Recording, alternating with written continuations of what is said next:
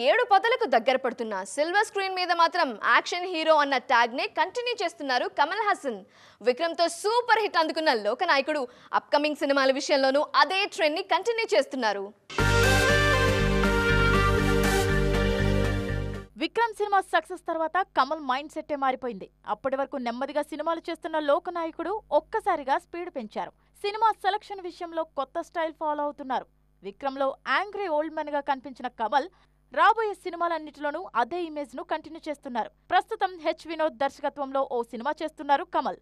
గతంలో కాకి, వలిమై, తునివు లాంటి యాక్షన్ మూవీస్ చేసిన వినోద్ కమల్తోనూ అలాంటి మూవీని సిద్ధం చేస్తున్నారు.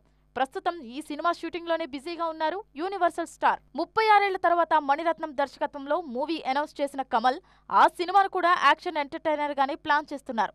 అనౌన్స్మెంట్ వీడియోలోనూ అదే విషయాన్ని కన్ఫర్మ్ చేశారు. నాయకుడు తరహాలోనే గ్యాంగ్స్టర్ డ్రామాగా రూపొందుతోంది థగ్ లైఫ్. తాజాగా యాక్షన్ కొరియోగ్రాఫర్స్ అన్బు అరివు దర్శకత్వంలో ఓ సినిమా చేస్తున్నట్టుగా అనౌన్స్ చేశారు కమల్. ఆ సినిమాను కూడా యాక్షన్ జోనర్ లోనే రూపొందిస్తున్నట్టుగా ఫస్ట్ లుక్ పోస్టర్ లోనే కన్ఫర్మ్ చేశారు.